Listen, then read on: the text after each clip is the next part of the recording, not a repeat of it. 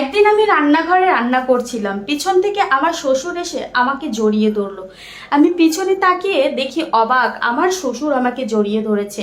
যাই হোক, আমি 8-10টা মেয়ের মতো এসেছিলাম সংসার করতে, কিন্তু সেইখানে আমার শ্বশুর আমার দিকে কুদৃষ্টি দিয়েছিল।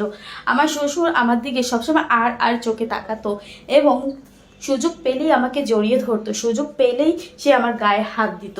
হয়তোবা আপনারা বলবেন শ্বশুররা একটু জড়িয়ে ধরতেই পারে, এটা আবার কেমন কথা সোশ্যাল মিডিয়াতে বলছেন। কিন্তু আমি একটা মেয়ে মানুষ, আমি তো জানি কোন ধরাটা ভালোবাসার ধরা আর কোন ধরাটা কেমন ধরা। মেয়ে মানুষ হয়তো মেয়ে মানুষ বুঝবেই, তাই না? যাই হোক, আমার স্বামী এতটাই ব্যস্ত, সে আমাকে সময় দেওয়ার সময়টুকু তার হতো না। তাকে আমি এই কথা বললে সে আমাকে বলে, তোর তো সাহস কম না, তুই আমার বাবার সম্পর্কে এই ধরনের কথা বলিস। কিন্তু তাকে কখনো বিশ্বাস করাতে পারতাম না। যাই হোক, যেহেতু পারতাম না আর কখনোই কাউকে বলতাম না। আমার শাশুড়িকেও আকার ইঙ্গিতে অনেক কিছু বুঝিয়েছি, কিন্তু আমার শাশুড়িও না বুঝার মতো থাকে। তো এভাবে করে আমার দিন যাচ্ছিল।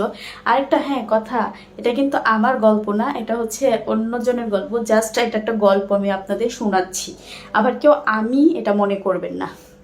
তারপরে এভাবেই যাচ্ছিল সংসার।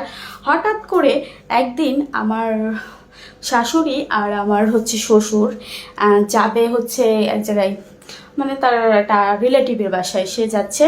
তো আমি ঘরে একা ছিলাম, রান্না করছিলাম দাঁড়া হয়ে। তো রান্না করছিলাম, হঠাৎ সে পিছন থেকে এসে আমাকে জড়িয়ে ধরলো আমার শ্বশুরকে দেখে আমি পুরো আঁতকে উঠলাম। আমার শ্বশুর আমার সাথে খুবই জোরাজুরি করছে, আমি কি পারি তার সাথে জোরাজুরি করে?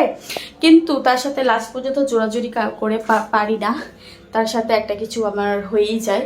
যেহেতু তারপরে আমি একটা বটি নিছি, তাকে মানে পুরো কেটে দিব এরকম একটা অবস্থা। কিন্তু তার জোরাজোরির সাথে আমি পারি না।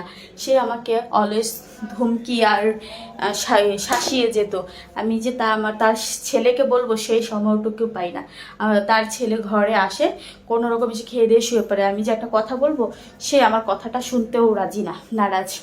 আরও একদিন এরকমভাবে আমার ঘরে ঢুকে গিয়েছিল রাতের বেলা। তারপরে আমি অনেক চেঁচামেচি করে তাকে ঘর থেকে বের করে দিই।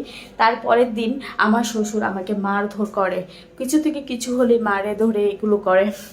তারপরে সহ্য করতে না পারে আমি চলে গিয়েছি আমার বাবার বাড়ি গিয়ে যাই দেখি 2টা ভাই বোন বসে আছে না খেয়ে। আমি যাওয়াতে ভাই বোনগুলো বললো, আপু তুই কি কিছু এনেছিস আমাদের জন্য? তাদের কথা শুনে আমি আরও আকাশ থেকে পড়লাম, তাদেরকে কি খেতে দিব? আমার তো খাওয়ার মতো জায়গা নেই। যাই হোক, এভাবে না খেয়ে দিয়ে 7 দিন ছিলাম বাবার বাড়ি। তারপর আমার শ্বশুর আবার এসেছে আমাকে নেওয়ার জন্য। এটা হচ্ছে ফার্স্ট পার্ট। দ্বিতীয় পার্ট শোনার জন্য অবশ্যই কমেন্ট করবেন।